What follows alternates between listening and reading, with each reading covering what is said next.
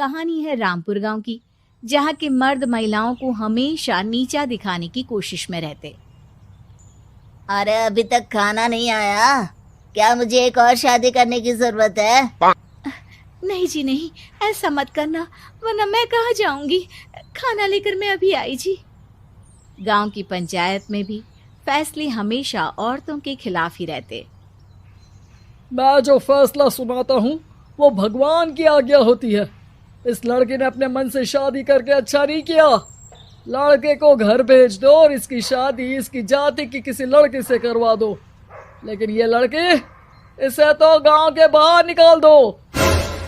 नहीं नहीं जमींदार साहब, ये क्या बोल रहे हैं? ऐसा नहीं हो सकता। मेरी बेटी मासूम है, इसे अच्छे बुरे की समझ नहीं है। अरे कहाँ जाएगी ये बेचारी? कहाँ जाएगी? इतनी चिंता है तो पूरे परिवार का गांव निकाला कर देते हैं। बेचारे पूरे बसे बसाए परिवार को गांव छोड़ना पड़ता है। चाहे जो हो, अगर बेटियों को कंट्रोल नहीं कर सकते तो गांव में रहने का कोई मतलब नहीं है। यहाँ औरतों को दब कर रहना होगा। कोई भी अपने हिसाब से कुछ नहीं कर सकता, सब ईश्वर की मर्जी से ही होगा। तभी गांव का एक आदमी दौड़ा दौड़ा आता है। सरपंच साहब, जमींदार साहब, वो कालिया है ना, उसकी बेटी पढ़ने के लिए शहर जा रही है। अच्छा, ये कब हो गया? और कालिया की हिम्मत कैसे हो गई ऐसा करने की? लेकर आओ उसे और उसकी बेटी को। बस फिर क्या था, हाजिर हो जाते हैं कालिया और उसकी बेटी सरपंच के सामने। अरे कालिया, ये क्या सुनने में आ रहा है? बेटी को इंजीनियर बना रहा है तू? और ये बता, गांव में तो स्कूल नहीं है, फिर कहां से इतनी क्लास पास कर गई तेरी बेटी? राधा, जो कि कालिया की बेटी है, उसे लगता है कि सरपंच उसकी तारीफ कर रहे हैं। सरपंच जी, मैंने ऑनलाइन पढ़ाई की है, डिस्टेंस लर्निंग से। सभी में मैंने अच्छे नंबर पाए हैं, जिसे देखते हुए शहर की इंजीनियरिंग कॉलेज में मुझे स्कॉलरशिप मिली है। वाह जी वाह, क्या होती है ये? पहले तो ये बताओ, फिर आगे की बात करते हैं। पूरा गांव राधा की बात सुन रहा था और राधा बोलती जा रही थी। तो ऐसे मैं फ्री में एक अच्छी शिक्षा लेकर गांव में जो कुछ परेशानियां हैं, जैसे बिजली, पानी और इंटरनेट जैसी समस्याओं के लिए काम करूंगी। मैं गांव को शहर से जोड़ने के लिए पुल का निर्माण करवाने का प्रस्ताव रखूंगी। मुझे पूरी उम्मीद है कि जल्द ही हमारा गांव भी तरक्की की राह पर चल पड़ेगा।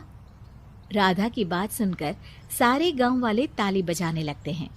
सरपंच को समझ नहीं आता कि वो क्या करे। चुप रह नादान लड़की, गांव के खिलाफ जाने के लिए तुझे गांव से बेदखल कर दिया जाएगा, वो भी पूरे परिवार के साथ। और हाँ, अगर ठीक से गांव में रहना चाहती है तो ये पढ़ाई लिखाई छोड़ दे।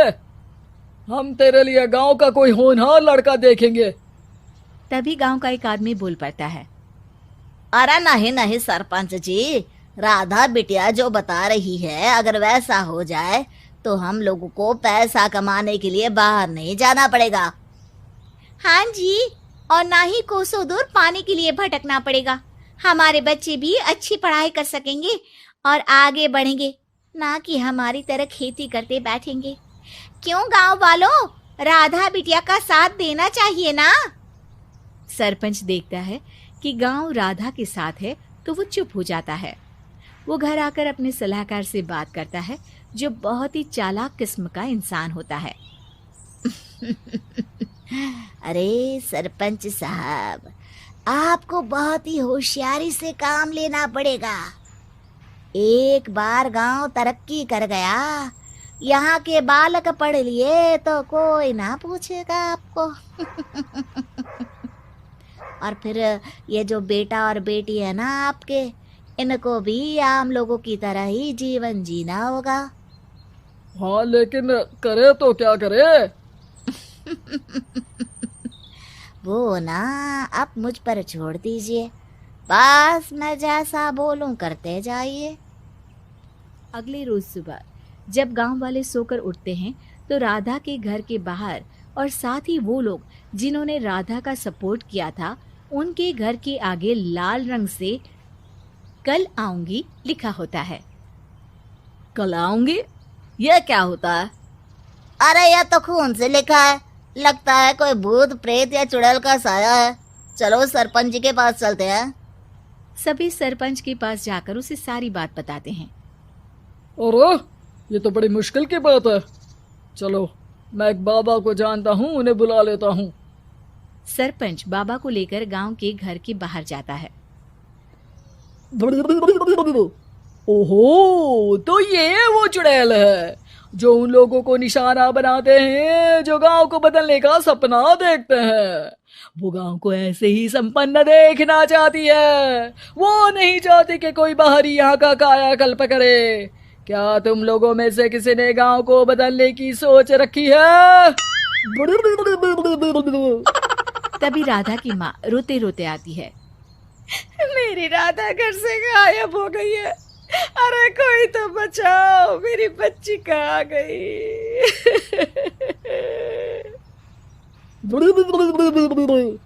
ले गई वो चुड़ैल, तेरी बच्ची को ले गई। अब वो उसे श्रापित करके छोड़ेगी, उस पर चुड़ैल का साया हो जाएगा। तभी बुरी सी हालत में राधा भी वहां आ जाती है। उसके बाल चुड़ैल की तरह फैले होते हैं और कपड़ों में खून लगा होता है। सभी राधा को देखकर डर जाते हैं। माँ, पता नहीं मुझे कौन उठा कर ले गया था। अरे दूर दूर हो जा चुड़ैल, अब हम लोग इस गांव में नहीं रुकेंगे। अरे कैसे बातें कर रहे हैं आप? कल तो आप मेरे भरोसे गांव का हुलिया बदलने, अपने बच्चों को पढ़ाने और तरक्की उन्नति की बात कर रहे थे, तो आज क्या हो गया आपको? ये फिर तुम लोगों को बहकाएगी। ये चुड़ैल गांव में आ चुकी है, ऐसे ही ये तुम्हारे घर के बच्चों को भी ले जाएगी। गांव वाले राधा को गांव से बाहर निकाल देते हैं। उसके माँ बाप रोते रहते हैं, लेकिन गांव वाले नहीं मानते। मैं भी अपनी बहन के साथ गांव के बाहर रहूंगा, लेकिन वो पढ़ाई नहीं छोड़ेगी। वहीं सरपंच के घर पर सलाहकार कहता है। देखा, सांप भी मर गया और लाठी भी नहीं टूटी। लेकिन अगले ही दिन सरपंच के घर के बाहर भी वही शब्द लिखे होते हैं। और फिर सरपंच की बीवी कहती है, हमारी बेटी को किसी ने अगवा कर लिया है। तभी राधा का भाई वहां आ जाता है। अरे गांव वालों, मैंने सरपंच जी की बेटी को देखा था। वो चुड़ैल उसे उठाकर ले जा रही थी। अरे क्या मजाक कर रहे हो? नहीं नहीं सरपंच जी, आप नहीं जानते। वो चुड़ैल अब आपकी बेटी में आ जाएगी, जैसे राधा के अंदर आ गई थी। तभी सरपंच की बेटी वैसी ही हालत में वहां आती है जैसे राधा आई थी। पापा, पता नहीं कैसे मैं गायब हो गई थी। चुड़ैल, इसके अंदर भी चुड़ैल का साया है, मारो इसे। अरे नहीं नहीं, इसे भी राधा के पास गांव के बाहर ही भेज दो। अरे चुप रहो, मेरी बेटी कहीं नहीं जाएगी और चुड़ैल बुड़ैल कुछ नहीं होता है। अरे कैसे बात कर रहे हो सरपंच जी? आप तो बोल रहे थे कि आपका फैसला भगवान का ज्ञान होता है, तो अपने पर बात आई तो अब आप ऐसे बोल रहे हैं। अरे ना ना ना, आपको अपनी बेटी को त्यागना ही होगा। अरे बुलाओ बाबा को। राधा का भाई बाबा को ले आता है, जिसे अब गांव वालों के डर के कारण सच बोलना पड़ता है। मैं कोई बाबा नहीं हूँ, मैं तो मोची था। ये सलाहकार महोदय ने मुझे कहा था एक्टिंग करने को। अब वो मुझे पैसे देने वाले हैं। अब मुझे माफ कर दो। गलती हो गई, मुझे माफ कर दो। तभी वहां राधा आ जाती है। देखा सरपंच जी, जब गांव के बच्चे साक्षर होंगे तो आप जैसे लोगों की चालाकी नहीं चलेगी।